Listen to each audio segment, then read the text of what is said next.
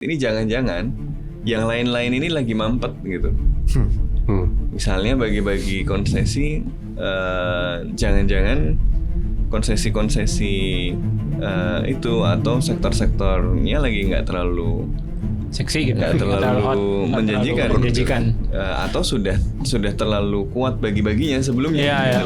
Dalam 5 tahun ke depan kita bisa expect ada banyak dinamika yang ke arah sana, melunturkan warnanya Jokowi dari kabinetnya Prabowo. Apa Kementerian Lingkungan Hidup atau Badan Pengendalian Lingkungan Hidup itu berada di bawah pangan, itu sesuatu yang sangat antroposentrik gitu ya.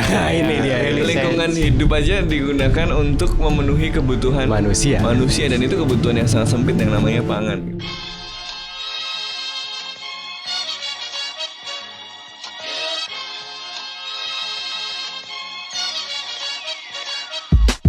Kembali lagi di podcast Bebas Aktif season ketiga episode ke-52. Ada gue Raffi, ada Ikhlas, dan ada Mas Sofwan.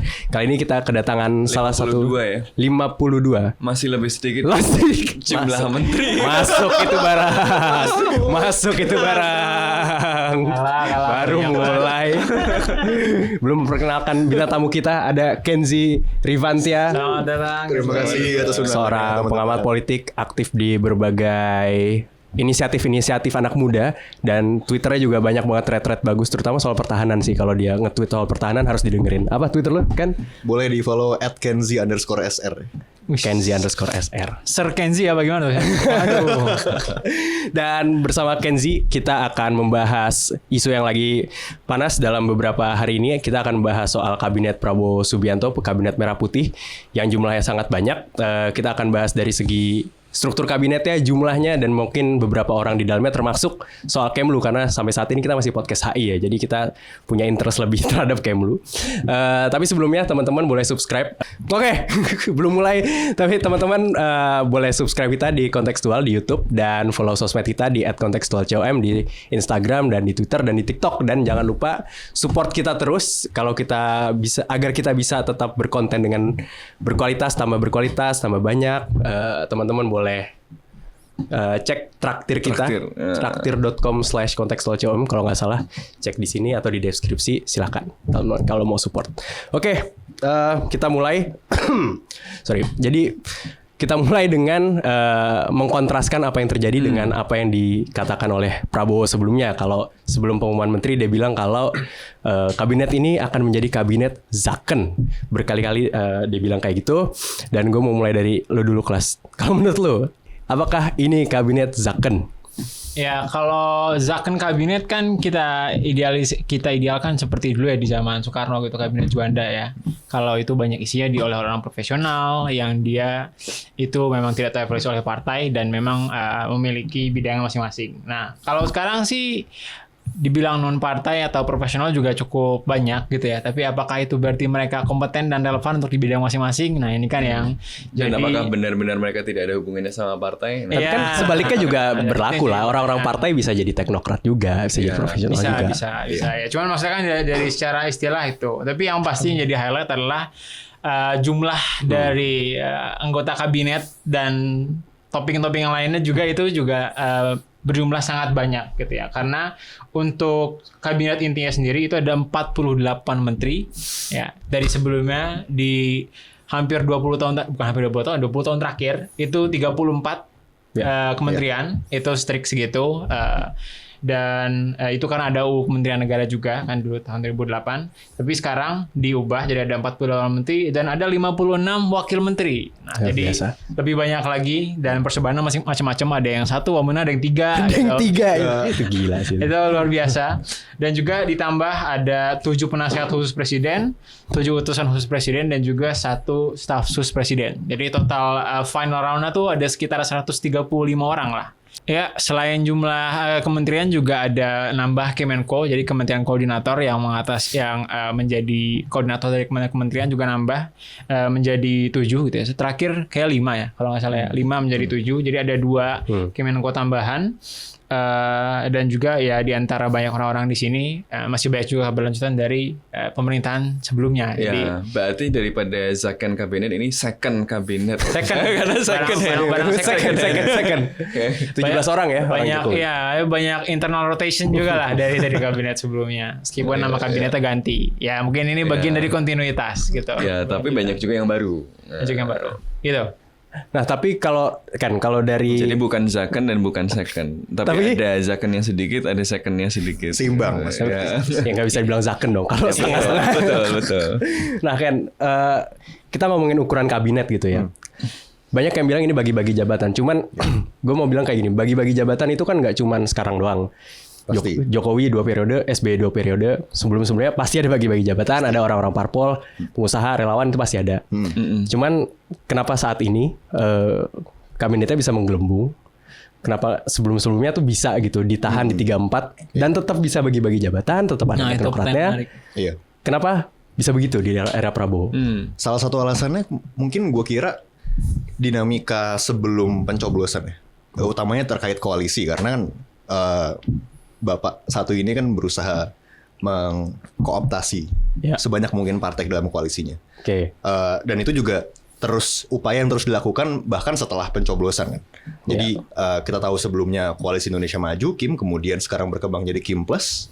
Makin banyak orang yang harus diakomodasi, makin banyak yang harus dikasih insentif untuk bisa mendukung. Jadi mau nggak mau itu terjadi. Tapi mungkin satu pertanyaan menarik yang perlu kita eksplor bersama adalah emangnya kenapa kalau orang parpol? Kalau misalkan di negara-negara parlementer semua isi kabinetnya orang parpol. Betul. Ya. Harus anggota parlemen bahkan merangkap. Betul. Anggota parlemen merangkap pejabat menteri. Nah, ada pertanyaan yang perlu kita jawab terkait satu kompetensi kemudian afiliasi kan. Ya. Kalau misalkan terafiliasi parpol, apakah otomatis dia tidak kompeten? Ya. Atau ketika kita mencari orang yang kompeten, apakah otomatis dia nggak boleh dari parpol? Ya. Which is pertanyaan yang Very good selama point. ini Ya. belum bisa dijawab oleh partai politik kita sebagai institusi. Ya, artinya kan ada ketidakpercayaan pada partai politik. Betul. Kan? Partai politik diasosiasikan dengan orang nggak kompeten. Iya. Yang kemudian ditaruh cuma karena ya koneksi-koneksi politik itu untuk bagi-bagi jabatan itu gitu kan. Jadi sebenarnya reflektif terhadap ya memang ketidakpercayaan publik terhadap partai politik itu gitu. Iya. Coba kita tackle satu-satu ya. Ya, Pertama soal jumlah dulu. Kita jumlah dulu sebelum kita Kenapa banyak gitu ya? kenapa banyak sebelum kita ke kompetensi masing-masing menteri gitu ya. Kenapa banyak gitu? Tadi lu bilang koalisinya besar. Koalisinya Jokowi kurang besar apa gitu. Oposisinya cuma PKS waktu itu. Sekarang anggaplah PDIP Iya, oposisi ya. Benar. Posisinya sama gitu. Terus Dan apa Nasdem. urgensi Prabowo untuk menggalakkan koalisinya untuk menggolkan revisi undang-undang yang akhirnya menghapus ambang batas kementerian itu jadi banyak. Toh Jokowi bisa melakukan bagi-bagi jabatan dengan nggak usah jadi 100 orang gitu. SBY bisa, kenapa Prabowo nggak bisa gitu? Jadi silakan kalau Jujur ini pertanyaan yang belum bisa gue jawab dengan 100% confidence sih. gimana? Karena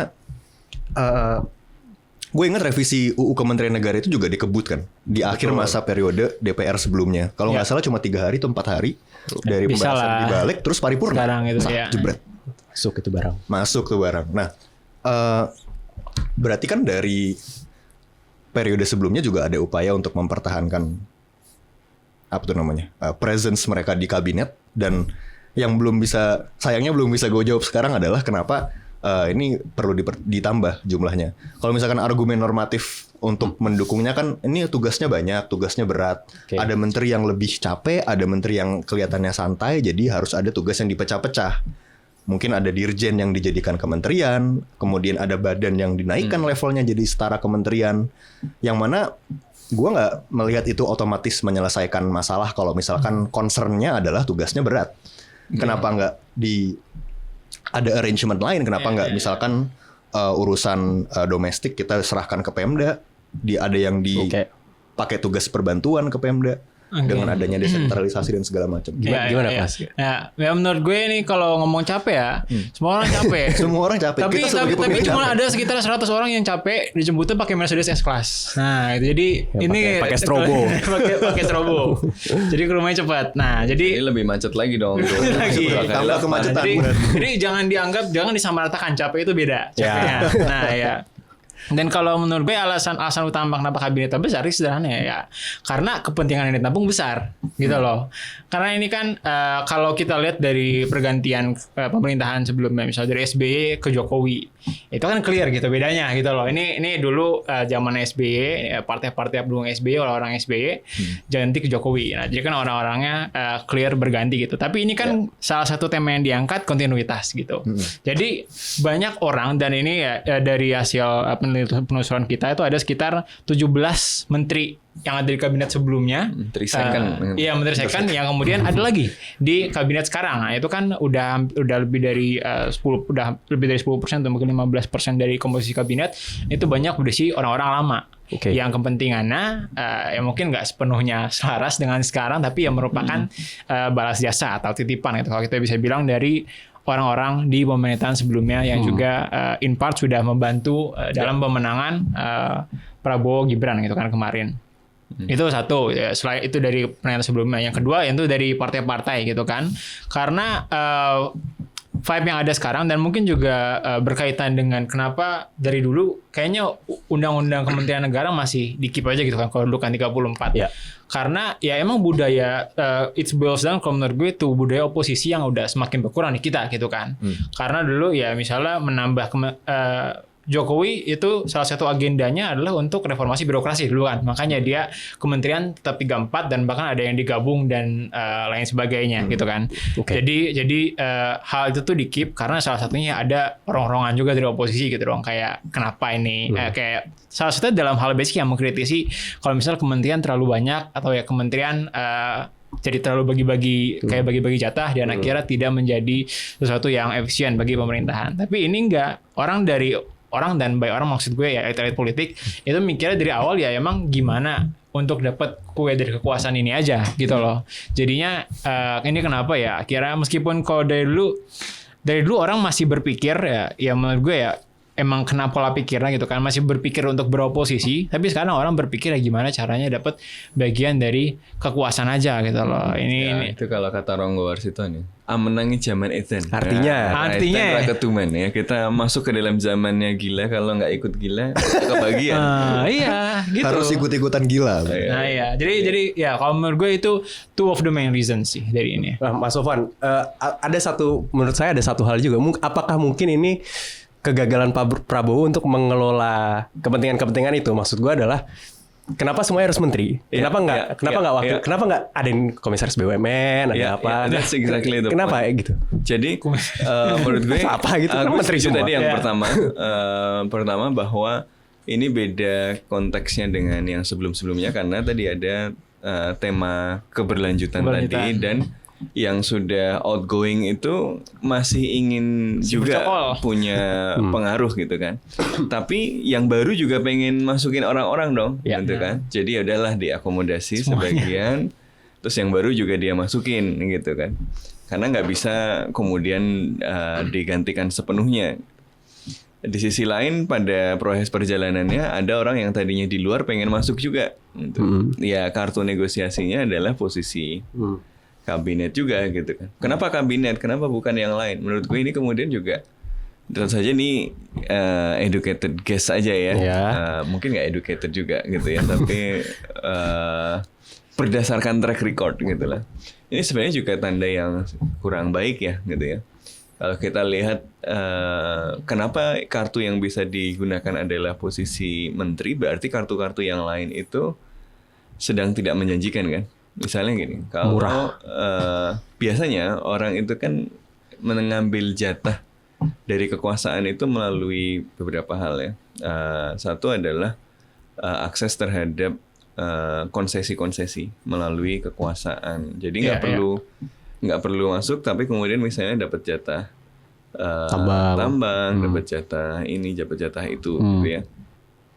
Kemudian yang kedua melalui posisi yang disertai dengan akses pada resource ya, posisi kabinet, menteri dan seterusnya.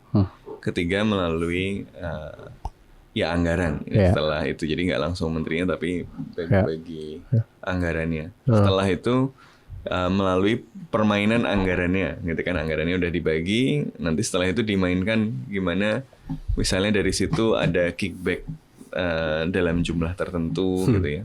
Lalu kelima mainan selanjutnya adalah subkonnya itu gitu. Jadi ini ada derajat pembagian rente itu seperti apa gitu ya. Nah, ketika kemudian yang bisa dibagi kok kabinet-kabinet, ini jangan-jangan yang lain-lain ini lagi mampet gitu. Misalnya bagi-bagi konsesi, jangan-jangan konsesi-konsesi itu atau sektor-sektornya lagi nggak terlalu seksi gitu, nggak terlalu menjanjikan, atau sudah terlalu kuat bagi-baginya sebelumnya. Iya, udah terlalu dibagi-bagi, diambil semua, orang-orang sebelumnya, udah diembat semua, sudah dibagi-bagi dan nggak mungkin digeser dengan cepat gitu loh, sehingga kartu untuk bagi-bagi itu jadi terbatas gitu. Kartu yang kemudian bisa dibagi dengan lebih mudah ya portofolio kabinet. Karena apa? Karena ya tinggal dibagi aja, menterinya jadi 2, jadi 3, kasih wakil menteri, kasih itu gitu ya. Karena apa? Karena yang tadi yang nggak kelihatan udah susah dibaginya, karena orang yang udah dapat konsesi nggak mau ngasih dong gitu. Dan gue kemarin juga contribute ke situ gitu. Dan ini alarm yang mungkin mengkhawatirkan. Artinya apa? Artinya struktur ekonomi politik kita sudah sedemikian tercengkram dengan kepentingan-kepentingan itu gitu loh. Kalau lihat apa laporan-laporan kan soal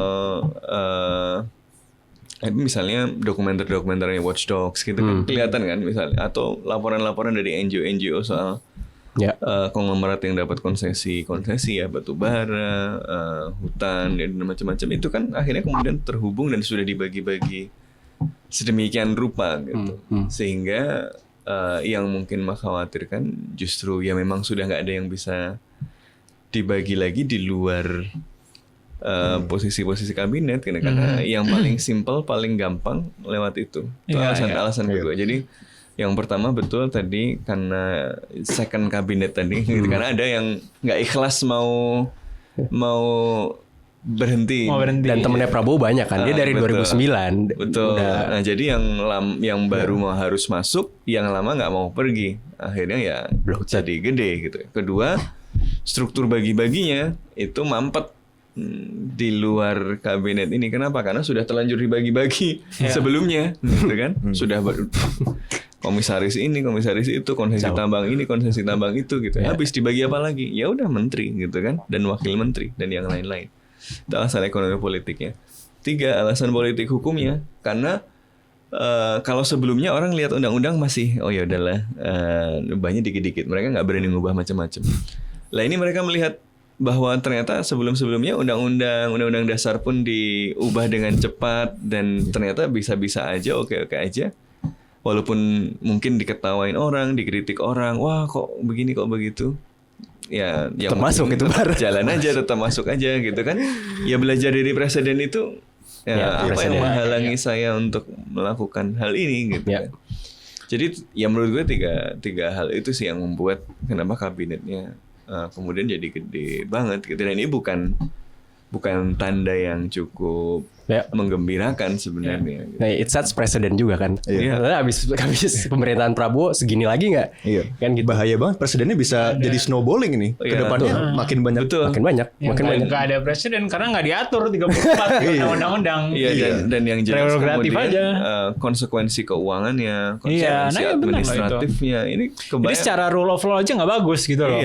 ASN itu bentar lagi bingung lagi gitu, ditempatkan di mana, kementerian mana gitu. Orang yang lagi di Kemendikbud misalnya, dia ikut yang mana gitu kan. Dasmendikti apa budayaan. Dasmendikti. Kemudian dia harus pakai kantor yang mana gitu kan. Ada banyak yang belum punya kantor sekarang. Ada yang sharing office sekarang. Co-working space gitu. Co-working. Iya, nanti jadi kemah kayak menteri sekarang lagi kemah. Gimana Ken? Kalau implikasinya menurut lo yang paling fatal di apanya gitu? Itu Jadi, poin birokrasi, terakhir. of course. Poin terakhir itu paling fatal sih, karena kalau misalkan kita nggak mencari cara untuk menghentikan atau mengubah dan tidak normalkan presiden ini kembali. Ini kan sebelumnya kan ini nggak normal, kemudian dinormalkan. Ya. Normalnya juga lewat hal yang besar, langsung gong konstitusi diubah. Yang undang-undang di bawahnya, peraturan di bawahnya lebih cetek dong untuk diotak-atik, untuk dimainkan. Jadinya ya we have to find some way to stop this. Kalau enggak ya mungkin bisa kabinet 200 menteri nanti. Gila. Suatu saat nanti. Tapi kalau sisi positifnya juga ada sebenarnya. Oh, ada. Ada sisi positifnya, Kenapa? Mas. Karena dengan banyak begitu, artinya ya udah dia harus mengakomodasi banyak orang, tapi mungkin juga berarti gue juga harus realistis. Ada juga yang beneran kerja gitu kan. Jadi kalau misalnya yang ada akomodasi banyak, terus nggak kerja semua kan repot gitu ya. Tapi tempatnya cuma segini nih gitu kan. Dengan jumlah yang lebih banyak, dia bisa mengakomodasi banyak orang dengan posisi-posisi yang sebenarnya nggak penting-penting amat gitu kan. Tapi udah happy lah, dapat fasilitas, dapat akses, tapi ada hal-hal yang tetap bisa dijagain jalan. Nah ini semoga sisi positifnya ini beneran gitu ya. Jadi asasnya itu bukan asas gotong royong kerja semua, tapi ada yang kerja ada yang enggak gitu. Asasnya. Iya. Jadi ya semoga sih ada aspek itunya ya. Ya gue itu mencoba berharap aja gitu. Ya. Optimis sekali Mas Sofwan. Tapi kelas kalau dari implikasi dari segi pembagian kerja gitu ya. Kalau dari kementerian yang ada sekarang udah dipecah-pecah, itu ada yang memikat lu nggak? Dan maksud gue adalah ini kok dipecah bener gitu. Ada yang dirjen naik jadi menteri. Itu efektivitas kerjanya gimana? Tumpang tindihnya gimana? Ada apa ya catatan? Ada yang bagus nggak? Ada yang ada yang bagus nggak? Apa yang jelek? Apa yang bagus? Oke. Ya kayaknya kalau buat ya kita yang udah berkecimpung di bidang publik gitu ya, public sector, nggak cuma politik ya, pasti banyak udah bersentuhan dengan kementerian-kementerian gitu kan. Dan menurut gue sih kementerian itu kalau buat gue ya, arrangement kemarin itu kayak udah cukup oke gitu, 34 kementerian. Kita nggak kayak kekurangan kementerian. Nah itu yang buat gue bertanya-tanya kenapa dirjen-dirjen itu jadi diangkat ke level kementerian gitu kan. Misalnya yang paling kita lihat di misalnya di Kemenkumham sama di Kemendikbud Ristek Dikti. Nah itu masing-masing dirjennya jadi kementerian semua tuh. Kementerian Hukum, Kementerian HAM. Dan Kementerian HAM minta 20 triliun. Dan minta 20 triliun buat bikin universitas HAM. Hari pertama kerja langsung minta. Luar biasa. Langsung minta. Emang bener sih anggaran penting ya, cuma maksudnya nggak di hari pertama juga. Take it slow. Nah, jadi itu sebenarnya menurut gue nggak ada urgensi ke situ gitu sebenarnya gitu. Karena bayangin kayak gini nih, satu kementerian itu biasanya ada 5 deputi. 5 deputi itu ngebawahin spesifik lagi gitu, bidang apa lagi. Nah, jadi kan ini yang kayak dinaikin levelnya, tapi nggak jelas kontribusinya apa gitu loh. Padahal secara kompensasi jelas lebih tinggi gitu, dan juga secara anggaran fasilitas lebih tinggi gitu loh. Dan ini pun gue nggak kebayang. Jadi masing-masing deputi ini dibagi kerjaannya apa lagi gitu Plus loh. ada wamen kan? Plus ada wamen. Yang menurut gue wamen nggak ada kerjaannya gitu loh. Karena secara spesialisasi bagian sektoral gitu kan udah di deputi gitu. Misalnya kita deputi kalau di Kemenlu misalkan ada deputi Amerop, ada deputi Amerika, ada deputi Asia, deputi Timur Tengah segala macem. Kalau wamen itu ngapain gitu kan? Wamen itu nggak ada. Kalau kita bicara power tuh wamen itu nggak bisa bikin peraturan gitu kan? Bikin peraturan untuk di menteri, terus juga dia megang portofolio juga enggak, nah gitu. Jadi nggak ada perannya gitu sebenarnya. Makanya fungsinya politis aja kan. Fungsinya politis aja. Yang lebih banyak konsesi itu ya di wamen kan. Wamen iya makanya. Dan kemudian ya juga pasti di masalah koordinasi gitu kan, dan koordinasi birokrasi secara keseluruhan. Karena ya sebelumnya aja udah convoluted, udah ribet gitu. Apalagi sekarang gitu. Nah, ini satu terus itu secara internal lah, secara peraturan. Karena kan di dalam sendiri itu ya koordinasi itu ribet lah intinya. Kalau ngomong kementerian tuh kerjanya apa? Koordinasi gitu. Karena yang harus dilakukan itu lintas. Yang jelas grup WhatsApp-nya membernya lebih banyak. Makin pusing menurut saya. Jujur makin pusing pasti ini. ini. Ada yang Undangan cuma- makin panjang gitu. Ada yang cuma kirim menyala bang. Gitu. Ada yang cuma riak doang gini. Nah, ya, itu satu. Dan kemudian secara portfolio juga bakal banyak yang tumpang tindih. Dan ini justru akan kalau menurut gue bikin vulnerability gitu. Kita terhadap aktor-aktor di luar gitu. Maksudnya aktor-aktor luar itu bisa bisnis, bisa NGO, bisa juga Dunia internasional juga foreign- menyorot bisa kita. juga gitu. foreign actors gitu Yang kan. tumpang tindih apa misalnya? Tumpang tindih ya, kalau gue kan paling banyak kerja di trade ya, di perdagangan. Ya paling banyak tumpang tindih di perdagangan misalnya gitu. Kayak di impor ngenain tarif atau kayak TikTok Shop itu kan sering banget ada cekcok antara perdagangan, perindustrian, pertanian. Ya. Kemenkop UKM juga ngomong. Nah, Ya, sekarang ya, ada ya. Kementerian Koperasi, ada Kementerian UKM. Nah, itu makin ribut lagi tuh, makin ribut. Dan itu udah pasti makin ribut gitu. Dan yang resolve siapa? Susah, apalagi kalau misalnya kita beda Kemenko dan apa ya? Bisa jadi Kemenko itu nggak selalu lebih powerful daripada menterinya gitu loh. Iya, Jadi struktur nggak diikutin, siapa yang mau harus nyelesain gitu kan. Dan dulu ya itu nggak jelas gitu biasanya gitu loh. Dan akhirnya itu yang membuat secara peraturan makin sulit diselesaikan gimana. Aktor-aktor luar gampang mempengaruhi karena banyak pintu masuk. Ya, betul. Dan akhirnya ya banyak masalah yang nggak diselesaikan atau harus dieskalasi lagi ke atas gitu loh. Yang mana itu ribet juga. Tapi ada yang bagus nggak? Maksud gue Mendikbud Ristek misalnya, Dikdas Ristek Dikti itu Menbud ada lagi. Banyak yang bilang bagus lah ada Menbud. Iya, Ada yang bagus nggak? Kita karena yang ngomongin jelek. Gimana? Gue nggak ada pendapat Menurut sih. gue Kementerian Kebudayaan bagus ya terpisah sendiri karena selama ini kemudian jadi sekunder aja. Sekunder ya, benar-benar. Dibanding karena kerjaan pendidikan saja itu udah gede banget gitu loh. Iya. Apalagi harus ngurusin kebudayaan. Akhirnya kebudayaannya cuma sekunder, cuma tambah-tambahan aja yang sifatnya aksesoris gitu ya. Iya. Misalnya hari batik lah, mengajukan ini untuk jadi warisan budaya dunia gitu ya. Yang itu penting lah. Tapi ada hal-hal yang mungkin lebih strategis yang kemudian bisa dikerjakan kan. Gitu. Jadi menurut gue Kementerian Kebudayaan itu berdiri sendiri oke, gitu ya. Kalau kita lihat secara konseptual kan bahkan Soekarno meletakkan budaya itu sebagai satu pilar tersendiri di Trisakti itu kan. Berkepribadian dalam kebudayaan. gitu kan. Jadi Berbudaya. ada politik dan ada ekonomi dan ada budaya gitu. Tapi budaya sendiri kemudian disubordinasi gitu ya di dalam sesuatu yang kemudian membuatnya jadi sekunder. Tapi jangan sampai juga sudah jadi satu kementerian tapi yang diurusin masih hal-hal yang sifatnya Simbolik. ya tadi karena kita biasa meletakkan budaya sebagai tempelan, kita biasanya cuma ngurusin hal-hal yang kelihatan dari permukaan itu budaya banget gitu. Budaya dilihat dari kacamata pengalaman kolonial gitu ya, sesuatu yang eksotis gitu. Jadi misalnya nanti yang diurusi jangan sampai cuma soal bagaimana merawat atau konservasi budaya saja. Itu penting, tapi konservasi aja kan nggak cukup gitu kan.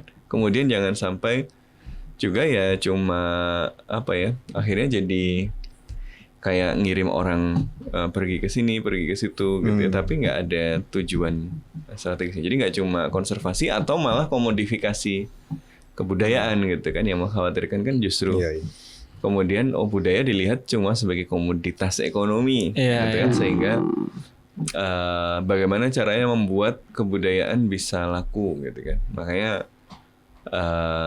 kemudian ada misalnya ekonomi budaya, ekonomi kreatif, yang itu mungkin bagian penting dari budaya gitu. Tapi jangan sampai budaya direduksi ke dalam cuma dua hal itu gitu kan. Nah makanya jadi satu kementerian tersendiri sebenarnya menjanjikan, tapi perubahan itu kan nggak cuma soal punya kementerian sendiri, tapi mindsetnya juga gitu kan. Kalau mindsetnya tetap seperti itu gitu ya. Komodifikasi dan hanya preservasi gitu ya. Nah itu nggak bisa lebih strategik gitu. Jadi harus lebih dan strategik. Bos Dam tuh personal juga kan. Menteri Budaya kita udah mau menjadikan Indonesia ibu kota budaya dunia. Luar biasa. Sebagai lulusan Fakultas Ilmu Budaya. Iya. Sastra Rusia UI loh dia. Iya. Terus dia master apa PhD sejarah gitu ya? Iya, Iya, foto iya, di depan makam Karl Marx. Ini orang berbudaya sekali memang. Berbudaya sekali. Berbudaya Culture-nya sekali. tapi ke arah Coba kalian cari Fadlizon nyanyi My Way. Wah itu bagus banget. Nyanyi Katyusha juga ada. Iya, iya. Itu Berbudaya. culture banget, international culture. Pak Fadli. Tapi Kementerian Kebudayaan ini menarik sih karena emang udah jadi aspirasi beberapa pelakunya juga kan dari jauh-jauh hari. Ya. Yang mana mereka melihat sama seperti Mas Sofan tadi, kebudayaan disubordinasikan di bawah pendidikan atau ya Dirjen. disekunderkan lah. Ya Dirjen Kebudayaan lagi banyak banget ya yang dilakukan repatriasi Iya. kemarin bagus banget. Itu Hilmar Farid ya. sukses ya. Pameran lagi ongoing begitu. Iya di Museum Jadi Nasional. iklan dikit. Ya, tapi Hilmar Farid nggak jadi apa ya? Nggak jadi menteri. Dia digadang-gadang Karena sebagai Dirjen menteri. dapat nggak tahu kalau Dirjen ada lagi nggak tahu. Mungkin masa dia lanjut sebagai Nah dirjen. itu masih belum nih, masih ada deputi yang belum dibagi-bagi. Oh iya, Iya. itu belum. Deputi Iya, itu setingkat menteri lah, hampir sama fasilitasnya. Sama gaji. Kan Iya, eselon iya. 1 ya. Deputi itu kan artinya sebenarnya wakil juga ya. Iya wakil Deputi.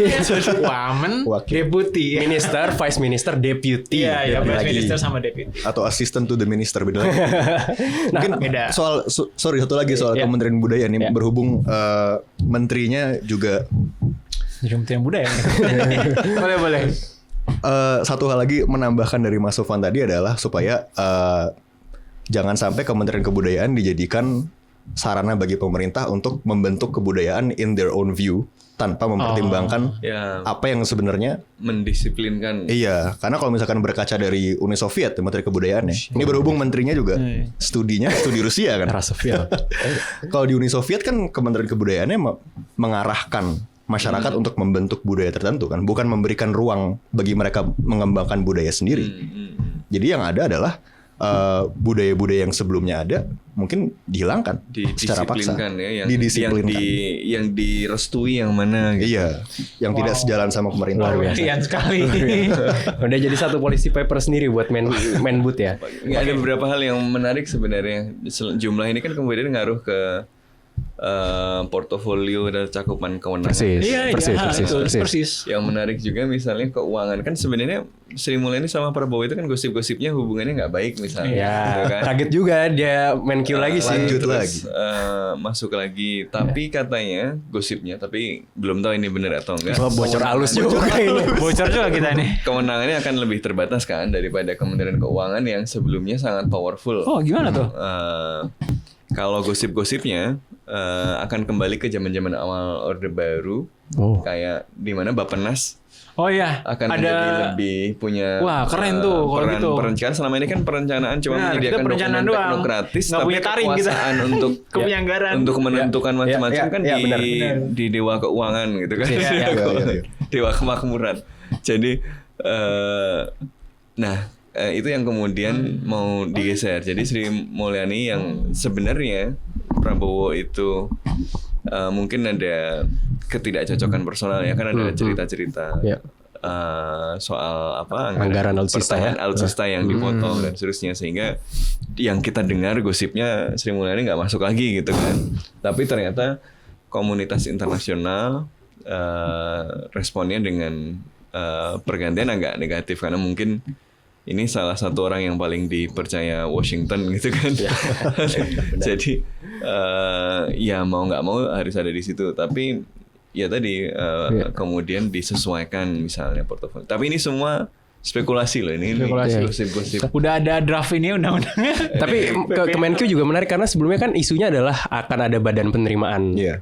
Betul. Negara. BPN. Kayak negara. kayak internal revenue service-nya US gitu. Iya, tapi nggak jadi juga kan. Nggak jadi. Iya. Atau belum jadi, nggak tahu. Nah itu kita nggak tahu kan. Nah itu jadi Infonya masih kan nggak jadi. jadi selain Jalan. soal jumlah, menurut gue yang harus diperhatikan lagi adalah nanti masing-masing tuh ngerjain apa gitu. Iya. Karena akan kelihatan bahwa jumlahnya ini justified atau enggak itu kan ketika portofolionya kemudian jadi masing-masing jelas gitu kan, bagiannya masing-masing jelas gitu kan, dan yang dikerjain apa gitu. Nah ini yang belum terlalu kelihatan, jadi perlu dipantau. Tapi beberapa gosip tadi kan ada penyesuaian tadi. Dan itu gue setuju kalau Bappenas kemudian punya Ya. peran yang lebih ini, karena selama ini cuma menyediakan dokumen teknokratik, kalau nggak Kalau nggak ada anggaran nggak nggak jalan. punya power nggak bisa jalan gitu. Yang menentukan pertimbangan keuangan harusnya kan logikanya ya rencananya dulu kan, rencananya apa, keuangan mengikuti gitu. Sekarang keuangan yang menentukan programnya. Cara gitu. disesuaikan. Termasuk juga ya mungkin nanti semoga bisa ngaruh ke rezim laporan keuangan itu gitu kan. Selama ini kan banyak hal yang nggak bisa dilakukan karena misalnya rezim anggaran kita basisnya misalnya ada yang penyerapan gitu kan, makanya orang akhir tahun ngabisin duit semua gitu kan. Ini akhir tahun nih, hotel-hotel penuh nih. Oh enggak mas, dikit. Anggaran pernah diblokir soalnya buat transaksi pemerintahan. Kan Prabowo udah bilang jangan banyak seminar, jangan banyak keluar negeri. Gitu. Yanwar Nugroho kemarin di podcast Akbar Faisal bilang menarik, Kementerian Keuangan itu kayak dewa karena tiga tugas tadi, perencanaan iya, menganggarkan iya, nyari duit juga iya, jadi bagusnya kan dibagi 3 tuh, Bappenas, Kementerian Keuangan, BPN. Musimnya kan mau digeser tuh kan ke Bappenas yang perencanaan. Karena wamennya ada 3 juga, Kementerian Keuangan. Salah satunya orangnya Prabowo Thomas Djiwandono. Gitu. Ya itu yang tadinya diperkenalkan kan sebagai kirain mau jadi Menkyu. Jadi penerus saya nih kata itu juga jeleknya tuh. Tapi responnya kayaknya kurang positif ya. Siapa dia?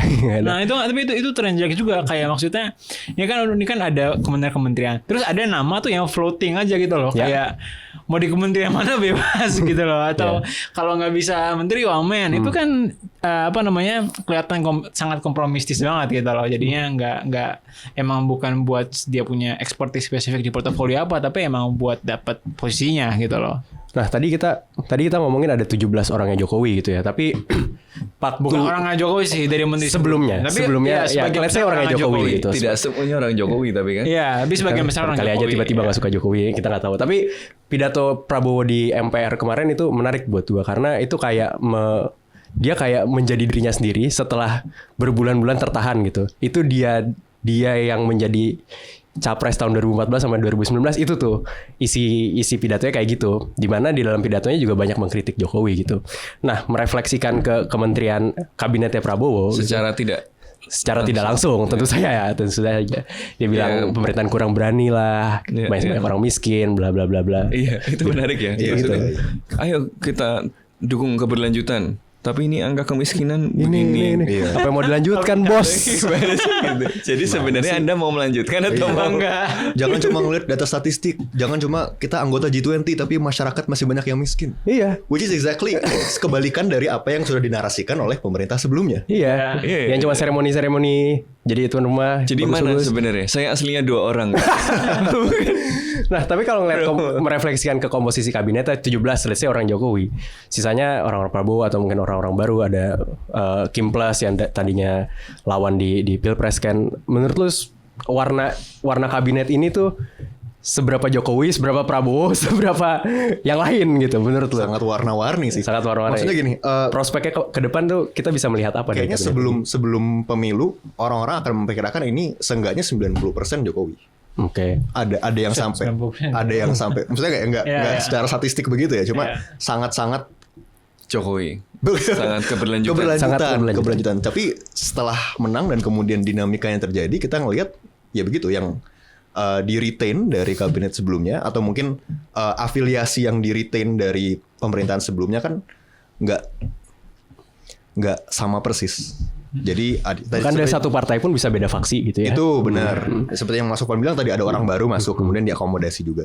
Jadi kalau misalkan dibilang warna, malah ada banyak yang juga bilang bahwa warnanya Jokowi dalam kabinet Prabowo lambat laun akan luntur 5 tahun ke depan. Entah lewat reshuffle, entah dijatuhkan secara permainan tertentu ya.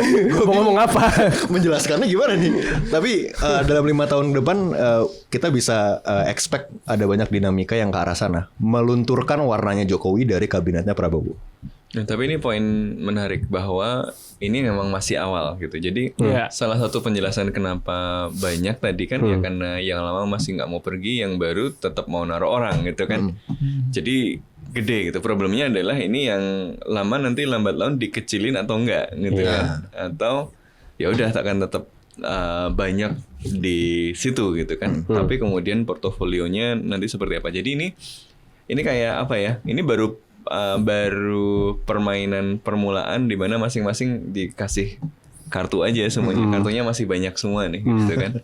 Tapi selanjutnya kita akan melihat permainan itu gitu ya. Siapa yang kemudian bisa memainkan kartunya dengan lebih efektif gitu kan ya, dengan lebih lihat. Maka langsung kerja kan kartunya masing-masing kan. Ada yang langsung ngelihat MRT gitu kan. Ya kartu-kartu Belusukan itu ke MRT. Belusukan. Iya karena apa ya? Ya mungkin Pak Jokowi ini percaya bahwa oke, sekarang wakilnya belum populer, anaknya itu belum populer. Tapi bisa. Tapi kalau dikasih sekian tahun dia kemudian melakukan hal yang dulu dilakukan Jokowi, dia bisa populer dengan belusuan, dengan apa gitu loh. Jadi is betting on time. Selama dia dikasih tempat dan exposure, dia akan muncul. Nah Prabowo akan membiarkan ini atau tidak gitu ya. Dia cukup tegas padahal di rapat kabinet pertamanya ya. Gitu kan. Makanya ini masalahnya kan siapa mau memulai apa ya? Memulai pertarungannya gitu ya. Game of Thrones ya. Atau ya masih nunggu dulu gitu ya, lihat reaksi publik, lihat komposisinya dan seterusnya gitu. Jadi ya ini baru game set awal aja, baru ditaruh aja nih. Ya, Karena rasanya Prabowo 5 tahun ke depan kalau misalkan melihat pasangannya ini kemudian berpotensi maju menjadi penantang beliau, apakah nggak Lagi dengan usia Prabowo yang sudah tua juga. apakah nggak lebih baik diganti kartunya sejak awal? Kalau dari segi personil kelas ada yang menarik. Kalau kita bicara kompetensi gitu, orang-orang Jokowi, terus ada menteri-menteri yang di beberapa investigasi Tempo misalnya bilang ada kepentingan lain di situ ya kan, kepentingan tambang, kepentingan apa. Lu melihat nama-nama yang menarik nggak dari menteri-menteri ini ditempatkan di tempat-tempat yang menarik juga? Ada yang perlu di-highlight. Ada yang perlu di-highlight nggak menurut lo? Kalau dari ya itu kan penulisan Tempo ya. Ini kalau yang menarik sih apa ya? Nggak tahu lagi. Kementerian apa yang menarik ya? Ya yang jelas Kementerian Luar Negeri. Kita akan bahas itu lebih jauh nanti. Untuk pertama kalinya setelah siapa? Alwi Shihab ya. Alwi Shihab, Nah, ini Gus Dur. Menteri dari luar Diplomat birokrasi diplomat kamu, karir gitu kan. Dan track recordnya juga mungkin bagi banyak orang agak mengejutkan karena namanya baru beredar akhir-akhir ini gitu Dan kan. kalau dicoba di Google susah banget nyari track recordnya. Ya, Iya, tapi susah, Bang. kemudian diasosiasikan dengan sebagai anak ideologis, Prabowo. Prabowo. Satria Jedi. Nah ini artinya apa? Artinya bahwa Prabowo sangat ingin hands on dalam foreign policy gitu ya. Foreign policy itu passionnya. Kalau lihat pidatonya juga sangat geopolitik gitu kan. Dia Dan presiden mana yang nyambut satu persatu 20 kepala negara. Exactly. Jadi sangat international politics oriented gitu ya. Sehingga dia pengen hands on dan mengimplementasikan sendiri dan nggak pengen menterinya nanti bisa tidak selaras dengan itu. Jadi ditaruh beneran yang selaras itu apa? Fenomena penunjukan menteri yang menarik yang menurut gue penting gitu ya. Tapi menarik juga untuk melihat bahwa kemudian ada 3 wakil menteri di situ dan 2 dari dalam diplomat karir. Jadi mungkin itu ya untuk mengurangi gejolak di dalam Kementerian Luar Negeri kan ya. Pak Amarnata Nasir dan Pak Arif Hafaz. Kan? Jadi ya itu ada kombinasi yang menarik. Ternyata ya yang di dalam masih dikasih ruang juga gitu. Nggak dikasih 1 menteri tapi kasih 2 deh gitu ya biar walaupun wakil menteri sih. Ya, itu satu Kementerian Luar Negeri. Kemudian ya banyak kan, kalau semua kan ya ada 48 review. enggak yang menarik. Mungkin satu yang gue notice ya. Nggak tahu ini menarik atau enggak itu. Tapi Kementerian Pendidikan kan dipecah jadi 2. Dua-duanya diserahkan ke afiliasi Muhammadiyah kalau nggak salah. Ada kesempatan. Gue lupa NU dikasih apa. Tapi NU kan Mensos. Kementerian Agama pasti. Kementerian Agama Nasruddin Mensos juga ya, Umar. Mensos Gus Ipul kan NU. Iya. Kemudian pendidikan dikuasai Muhammadiyah dua-duanya. Abdul Muti dan Satrio Ristek Dikti. Satrio itu kan orang ITB itu. Iya. Oh itu Muhammadiyah ya? Kalau nggak salah ada Bukan kalau Satrio. bukan Satrio, Wamennya ya? Tapi Wamennya. Wamennya. Wamennya. Wamennya. UMN Fauzan ya namanya kalau. Iya, Oh iya, iya. Fauzan. Yang tanpa last name jadi susah juga dicari. Iya iya iya. Iya. Ini banyak menteri yang namanya satu gitu. Fauzan, Sugiono. Tapi yang menarik Indonesia memang, banget. yang mungkin ngaruh sama teman-teman mahasiswa adalah ya Kementerian Pendidikan ini kan ya, karena selama ini kan ada beberapa inisiatif-inisiatif yang Ya. Terlalu agak breakthrough. radikal, Ya. agak breakthrough gitu ya. Sebelumnya kayak Iya. Mendikbudristek kan. For better or worse gitu ada kontroversinya, misalnya apa Merdeka Belajar gitu ya, yang mahasiswa senang karena ada magangnya, ada Duitnya. ada duitnya, kemudian ada ismanya, Isma paling panas pasti. gitu kan. Tapi di sisi lain ada kritik-kritik soal apa ya, abai pada hal-hal yang sifatnya mendasar gitu kan. Dan yang menarik kan Pak Abdul Muti ini kan dulu apa ya, salah satu kepala badan yang soal standar kualitas pendidikan tinggi, Ya, yang betul. kualitas pendidikan ya, yang kemudian Pecat Nadiem. dipecat sama Nadiem Ya. gitu kan, dan kemudian ditaruh jadi menteri. Itu kan ada apa pesan yang mau disampaikan nih? Out of Gitu Pesan kan? perubahan maksudnya. Apa yang mau disampaikan? Loh, gitu pesannya kan? pesan sebelah dong. Iya makanya. Terus dampaknya kira-kira seperti apa? Ya. Ini kan yang menarik untuk kita pantau gitu kan. Merdeka Belajar gimana, gitu kan? Soal kebijakan-kebijakan sekolah, soal UN gimana, Iya, soal zonasi gimana. Ini kan hal-hal yang apa ya, mungkin kadang-kadang kita anggap nggak terlalu seksi kan dibanding Kementerian Luar Negeri, Kementerian Pertahanan, Kementerian Dalam Negeri gitu ya. Tapi pendidikan itu kan yang ngaruh ke kehidupan sehari-hari mahasiswa, siswa, orang Tua. gitu kan. Nah, Kita kan orang tua sih yang nggak paling mikir ini nih, sih ya. anak gue sekolah di mana, Biayanya berapa? perlu nitip KTP atau enggak gitu kan. Jadi Iya, iya. ya itu sih. Dan ada Kemenko baru juga, Kemenko Pangan misalnya itu. yang Jadi pernyataan Oh, iya, pertama itu dari seorang Menko Pangan adalah Papua akan menjadi sumber pangan kita. Caranya adalah dengan food estate. Jadi rasa-rasanya program food estate bakal lanjut, apalagi dengan apa Kementerian Kehutanan, Kementerian Lingkungan Hidup kan dipecah lagi. Iya, karena pangan ada kaitannya sama kepentingan sebagian elit kan. Yang buka siapa? Yang buka siapa? Kan yang buka siapa, yang dapat keuntungan dari proyek itu Ya. siapa? Nanti ada hubungannya sama Menteri Pangan ya kan? Menteri Pangan. Jadi, Menko Pangan. Menko Iya, Pangan. Menko Pangan.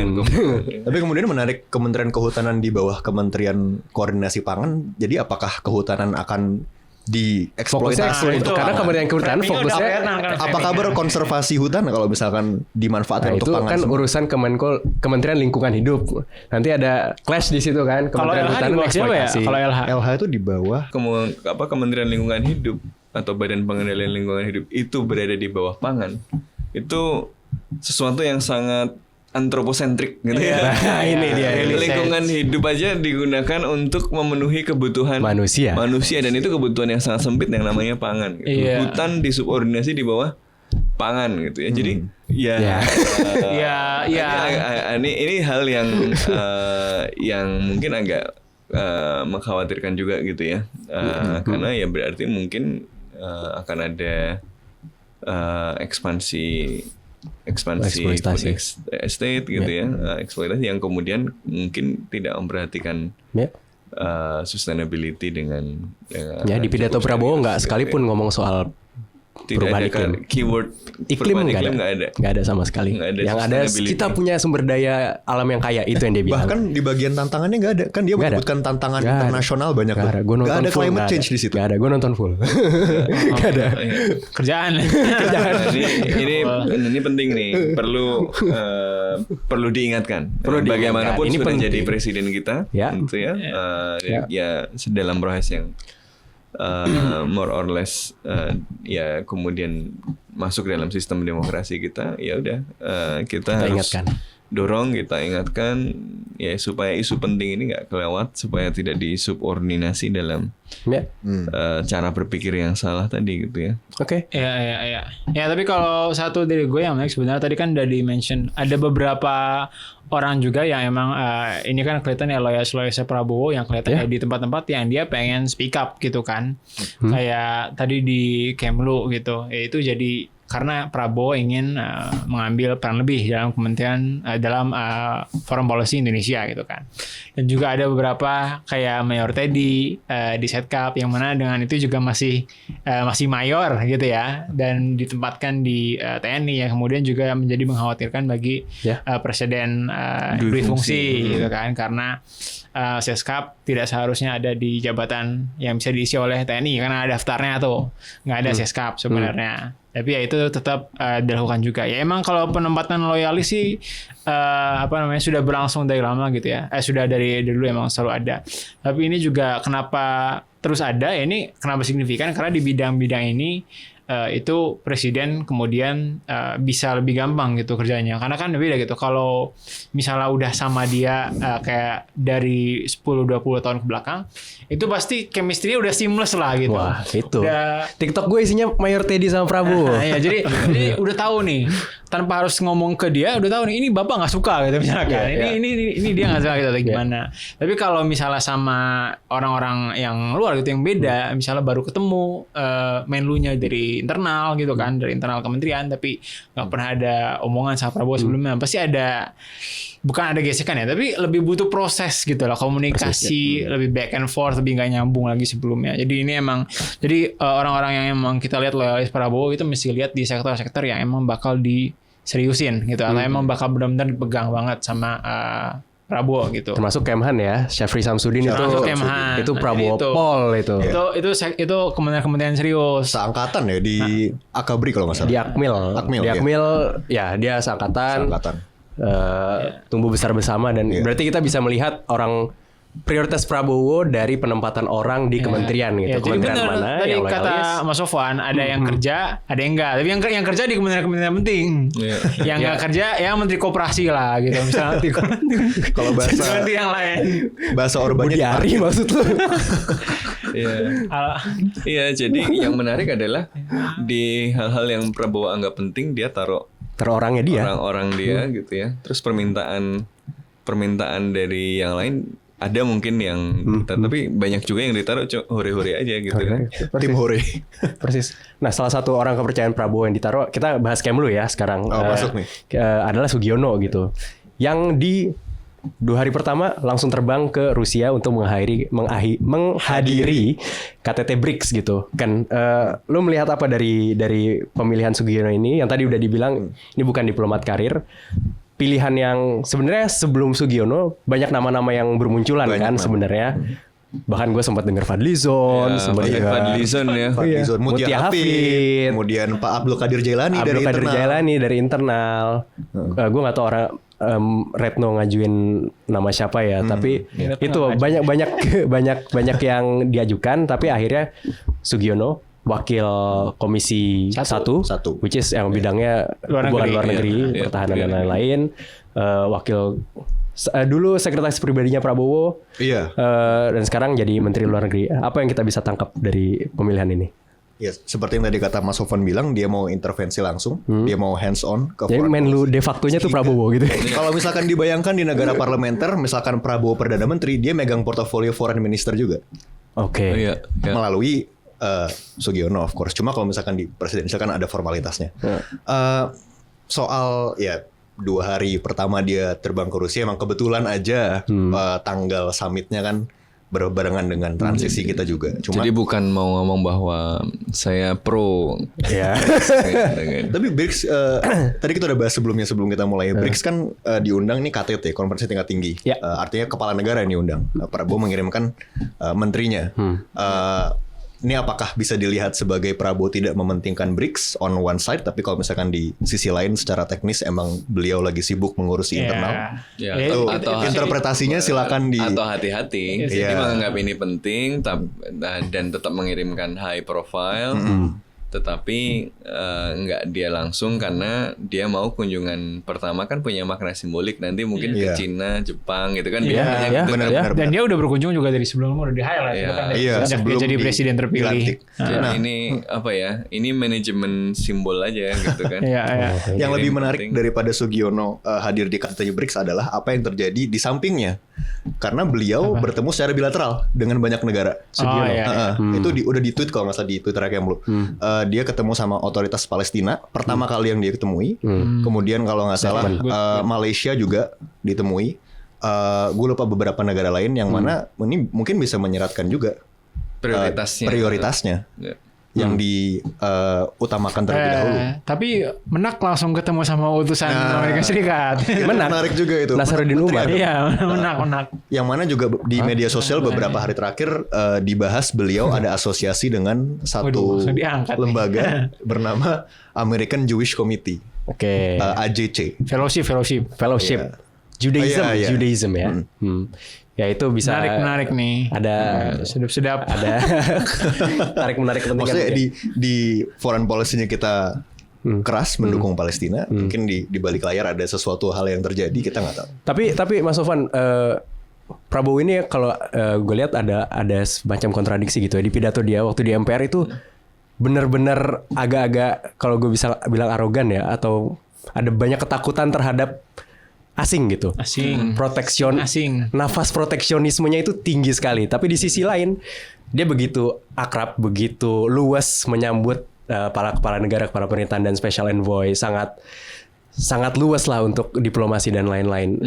Ini arahnya Prabowo ini kemana? Proteksionis di satu sisi, tapi di sisi lain juga sangat-sangat ramah dengan negara lain. Gue nangkep poinnya ada kontradiksi itu, tapi contohnya pidato dan keramah tamahan dengan pihak asing, pihak internasional tuh bukan contoh yang baik untuk menggambarkan kontradiksi itu, gitu. Karena you can be very nationalistic sekaligus ramah terhadap terlihat open. Kan beda, para pejabat. Karena itu bukan on different levels juga. Itu apa ya? Itu kan Nggak mutually eksklusif. Tidak mutually eksklusif. Tapi gue menangkap pertanyaan lo soal kontradiksi, karena betul, jadi retorikanya nasionalistik, tapi kan itu dia terjadi lama kan. Kenapa kita pakai barang-barang impor?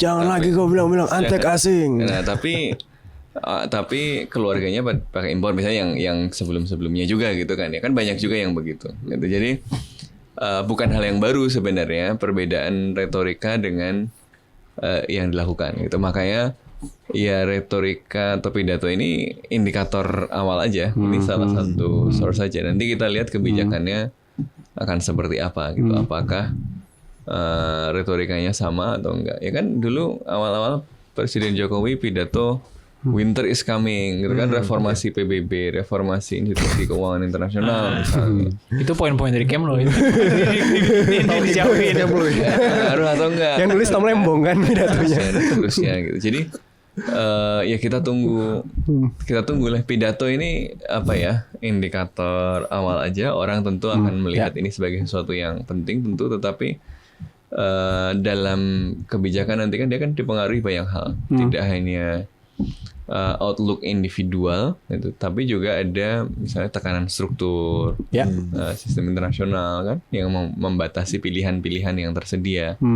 Ada faktor resources, sumber daya yang dimiliki gitu. Oh, saya nggak mau, misalnya saya nggak mau tergantung sama negara A atau negara B, tapi saya nggak punya duit, gitu kan? Saya tetap butuh duit dari negara A atau negara B itu untuk melakukan sesuatu, gitu kan? Ya dan seterusnya. Jadi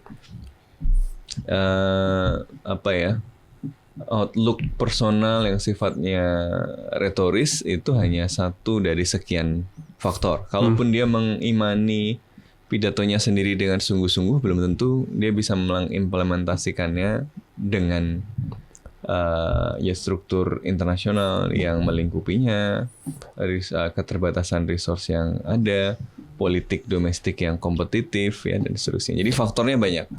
Kalau satu yang menarik juga adalah di Hambalang Retreat salah satu pematerinya kan John J. Mersheimer. Itu menunjukkan sesuatu nggak? Dan Prabowo suka sekali dengan Mersheimer. Ya. Itu ditulis di buku biografi dia kalau nggak salah. Betul.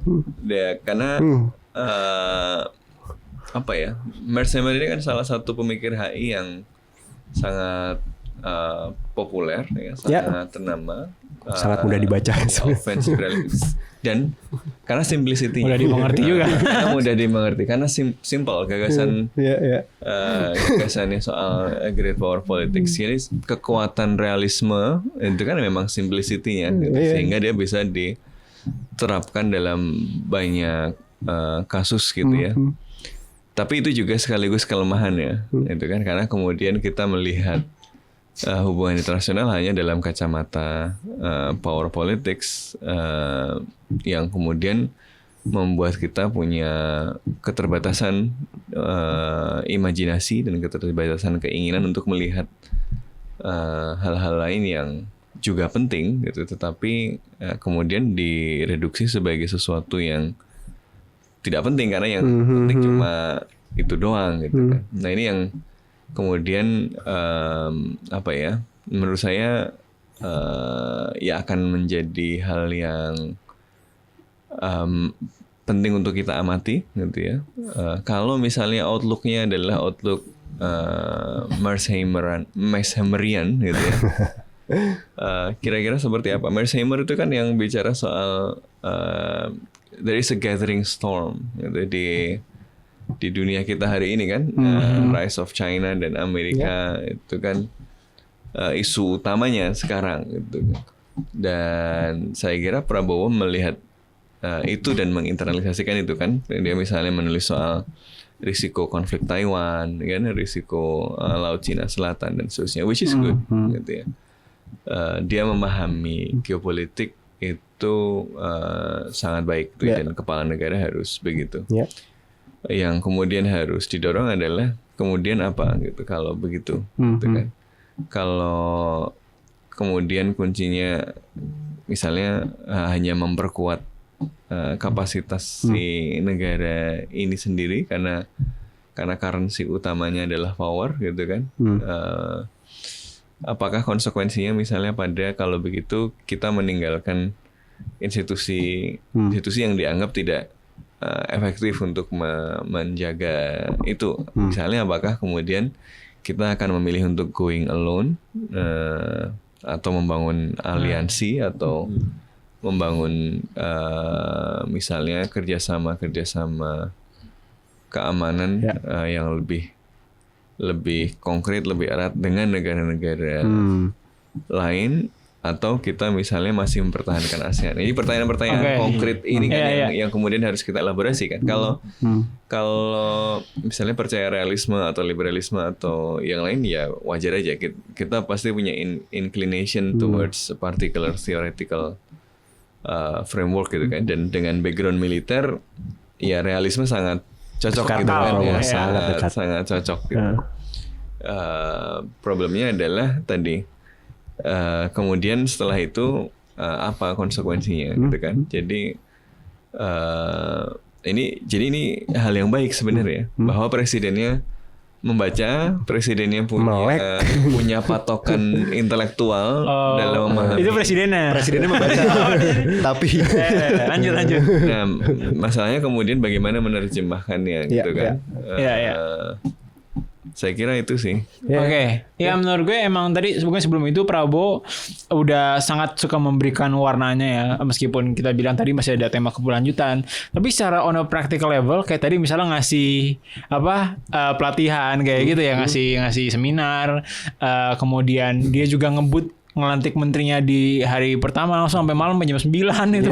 Biar Senin langsung kerja soalnya. Jadi dia juga emang to go full speed, dan juga sekarang mereka lagi di Magelang, lagi di Tatar gitu ya. Sangat ini ya, sangat Prabowo. Jadi sentuhan personalnya kuat. Iya, jadi kayak enggak ini kan enggak pernah di-expect dari presiden-presiden sebelumnya gitu loh. SBY juga enggak segini, enggak kayak gini gitu loh. Tapi dia sangat tadi menambahkan personal touch, meskipun hasilnya gimana juga belum tahu gitu ya. Tapi ya mungkin ada introduction, ada ikrip-ikrip sedikit, dan atau mungkin group thing gitu ya.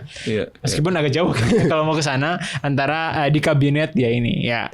Jangan-jangan belum kenal semua gitu, 100 orang siapa aja gitu.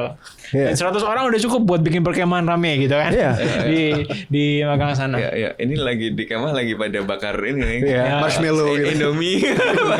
Terus yang pada berantem kayak lu apa sih dulu tuh gitu. Ayo balik lagi ke politik luar negeri ya. Kalau menurut gue sih mungkin, dan kita ngomongin realisme, mungkin kita ini pertama kali baru punya presiden realis gitu ya. SBY enggak. SBY internasionalis banget. Internasionalis banget. mendorong demokrasi, agenda demokrasi, Iya. value. Soekarno juga dulu internasionalis, meskipun agak a bit maybe in a different strand gitu ya. Nggak in a way anti-kolonial. anti-kolonial, tapi not in the way that Prabowo is right now gitu. Jadi karena konteks dunia berbeda juga, dulu kan perang dingin. Dan kalau yang lain kita lihat mungkin outlook luar negerinya nggak terlalu intens kayak Jokowi dan yang lainnya gitu, atau mungkin lebih pragmatis gitu. Nah jadi ya mungkin itu ada ini juga, ada pengaruhnya akan sangat terasa gitu ya. Karena ya satu tadi misalnya kayak dari apakah benar dia secara struktural internasional tuh ada satu faktor misalnya power yang mau dibesarin, dan kalau iya seperti apa dan bagaimana gitu kan, itu kan menjadi pertanyaan gitu. Mungkin secara militer gitu ya, mereka nanti beli anggaran, beli alutsista dan segala macam. Dan kemudian juga ya tadi secara partisipasinya di institusi internasional, dan kalau kita mau bawa lebih juga ya to an extent ya norma-norma internasional juga gitu loh. Karena kalau ngomong secara pengaruh secara pengaruh institusional, kenapa misalnya kalau dari Kemlu itu emang talking point soal demokrasi, soal HAM itu pasti tetap selalu ada gitu kan. Itu udah semacam terinstitusionalisasi lah. Terutama ya dikembangkan dulu di era reformasi. Tapi apakah sekarang misalnya narasi-narasi atau poin-poin seperti itu akan semakin banyak dibicarakan gitu kan. Yang mana itu ya bukan talking point favorit Prabowo lah, to say the least gitu ya. Nah, jadi ya apakah itu akan terus menjadi prioritas? Nah itu kan enggak gitu kan. Dan ya jangan itu juga ya gimana kondaknya di berbagai institusi internasional, karena itu masa ya Ukraina tiba-tiba disuruh kayak gitu, itu kan kalau hitung-hitungan power kan kayak gitu ya. Mungkin nggak se-ekstrim itu, tapi ya maybe sebagai contoh anekdotal ya bisa seperti itu perubahan yang kita amati nanti. Nih kan ada insight lain? Mungkin balik ke Pak Sugiono ya. Tapi dari sisi teknis nih, gue perhatikan meskipun gue bukan anak HI, gue perhatikan kawan-kawan HI banyak yang menangis di balik layar karena akhirnya ada politisi yang mengisi jabatan yang seharusnya menurut mereka diisi oleh diplomat karir. Nah ini mungkin sedikit menyinggung lagi poin gue di awal. Emang kenapa kalau bukan diplomat karir? Karena let's say Vivian Balakrishnan, Menteri Luar Negeri Singapura, dia dokter dulu, anggota parlemen kemudian, terus Menteri Perdagangan kalau nggak salah, terus tiba-tiba Menteri Luar Negeri, dan dia dipercaya, dia kompeten ketika dia melaksanakan peran itu. Atau let's say Menlunya Australia siapa namanya di Fed? Penny Wong ya. Senator kan dia, anggota parlemen juga. Maksudnya bayangkan ada anggota DPR tiba-tiba jadi Menlu gitu, yang sebelumnya nggak ada pengalaman diplomat karirnya sama sekali. Nah di posisi itu mereka bisa. Nah di Indonesia kenapa tidak? Nah kalau nggak salah 3 tahun lalu gue pernah submit tulisan juga di Kontekstual, judulnya Pragmatisme Politik Luar Negeri Partai Politik di Indonesia. Nah, yang mana waktu itu gue melihat yang edit siapa lo? ada yang gitu gak di edit gue 3 tahun 2021 kan? Iya 2021. Nah, waktu itu gue ngeliat partai politik emang sama sekali, atau mungkin ada tapi sedikit banget yang menanamkan pemahaman mendalam tentang politik luar negeri, meskipun harusnya itu menjadi materi yang ditanamkan juga ke kader-kadernya. Karena kalau misalkan you want to shape policy di bidang apapun, pasti ada elemen politik luar negerinya kan.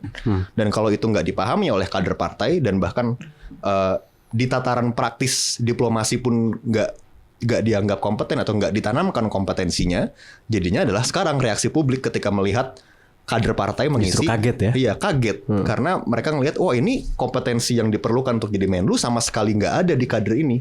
Nah seharusnya kan kader partai bisa ditanamkan nilai-nilai itu, seperti yang kita lihat di partai politik negara-negara lain. Mereka cukup bisa confident berbicara tentang foreign policy, meskipun mereka kader partai non diplomat karir. Nah, kenapa Indonesia nggak bisa kayak gitu? Nggak cuma di Kementerian Luar Negeri, di kementerian-kementerian yang lain juga gitu ya. Makanya menarik juga kalau di beberapa negara itu kan ada shadow cabinet gitu ya. Jadi, oposisinya. Yang kalah oposisinya bikin ini dan itu menariknya parlementer itu. Jadi ada perdebatan kebijakan yang lebih jelas. Jadi ketika kita ngomongin kabinet itu, kita sudah kebayang kebijakannya kayak apa. Jadi kita tidak mengasosiasikan kabinetnya sebagai bagi-bagi doang, karena ada konsekuensi kebijakan yang sebagai panduannya gitu kan. Ya walaupun di partai-partai politik sebenarnya di DPP-nya tuh ada DPP bidang hubungan luar negeri ya. Ada, tapi PDIP ada itu. sebatas formalitas aja. Yang jadi wamen sekarang Anies Mata itu kan waktu kampanye Indonesia negara superpower itu HI kurang HI apa itu? Itu Gokil. gimana Klas? Kalau menurut lu wamen ada 3 wamen, 1 Anies Mata, 2 sisanya diplomat karir. Kita belum bahas pembagian soal wamen gitu ya karena menurut gue menarik. 1 Anies Mata katanya bakal di bidang negara Islam, sisanya 2 gue nggak tahu. Tapi dua-duanya diplomat karir tapi pembagiannya nggak tahu. Kalau lu ngeliatnya pembagiannya bakal kayak gimana? Ya kalau menurut gue sih balik yang tadi yang enggak jelas juga pembagiannya kayak Kan gimana. negara Islam, Gitu. Eropa mungkin multilateral. Lah, mungkin. enggak, kalau secara wilayah kan udah ada dirjen-dirjen. Nah, Eropa ya sama dirjen Amerika Amerop gitu kan. Jadi woman-womannya ini kalau dia bilang itu kan dia self proclaim juga kan, saya portofolionya ini enggak ada di atas kertas Iya, itu di Iya, penugasan ini. Dan itu belum tentu benar juga kan. Belum tentu benar juga. Makanya jadi Karena itu bisa punya konsekuensi ini loh. Negara-negara ini kan memantau, oh ini ada khusus wakil menteri ini, berarti wilayah gue nggak dianggap penting dong, itu kan bisa kayak gitu. Itu bisa mengirimkan pesan yang salah gitu loh. Ya, tapi ya at the very least ya jadi ya lebih banyak orang yang bisa hadir di forum-forum internasional lah. Jadi kan kalau buat semuanya pasti tahu kita kan suka pengen ngundang levelnya menteri gitu, menteri atau paling enggak wakil menarik. menteri. Ini banyak. Yang bisa menggantikan banyak, tapi yang ini mau tampil. Ya. Jadi Gimana? Ya tabrakan akhirnya. muncul terus gitu. Ya nanti itu akhirnya nanti overtime bakal kelihatan sebenarnya dari woman ini, apalagi ada 3 kan bisa dibanding-bandingin mana yang sebenarnya ya punya power gitu dan mana yang relevan gitu terhadap kebijakan politik luar negeri Indonesia dan mana yang kurang kerja. Oke. Cukup diskusi kita hari ini. Terakhir. Ya, boleh. Overall ya, Ya, kalau ya. evaluasi ya kira-kira yang dibayangkan dari struktur kabinet ini, pertama aspek skeptisnya gitu ya. Aspek skeptisnya adalah ya ini tadi mengindikasikan proses ini sangat berkelindan dengan kepentingan ekonomi politik, dengan struktur ekonomi politik kita gitu ya, di mana ada yang masih ingin bertahan, tapi ada yang kemudian ingin memasukkan orang-orang baru gitu ya. Ini juga mengindikasikan bahwa tempat untuk bagi-bagi konsesinya semakin terbatas sehingga harus masuk dalam struktur kabinet ya. Kemudian wacana struktur kabinetnya, bentuk kabinetnya juga tadi ada yang mengindikasikan bahwa ke depan ya makin antroposentrik tadi gitu ya, kira-kira itu yang hal-hal yang mungkin penting untuk jadi catatan. Tapi kemudian yang kedua mungkin kita juga perlu melihat sisi positif yang mungkin menerbitkan harapan gitu ya. Pertama saya melihat justru itu di personal touch-nya Prabowo itu kuat sekali sehingga mungkin ada hal-hal yang kalau didorong ke arah yang baik mungkin bisa juga baik hasilnya gitu kan. Beliau kan sudah senior, sudah tua, banyak orang skeptis misalnya. Mungkin justru secara personal akan memunculkan semangat untuk membuktikan diri bahwa gue beneran bisa kerja loh gitu kan. Ya sebenarnya paling enggak kalau dari atas sudah jelas tuh biasanya udah jelas. Jadi dan udah berkali-kali kalah. Ya semoga sisi positifnya ini yang benar gitu ya, dan sisi negatifnya bisa dikelola gitu sehingga kita bisa beneran 08 kalau kata Prabowo itu. Bener 08 artinya? 0% Zero poverty poverty dan 8% growth. Wah, Katanya gitu.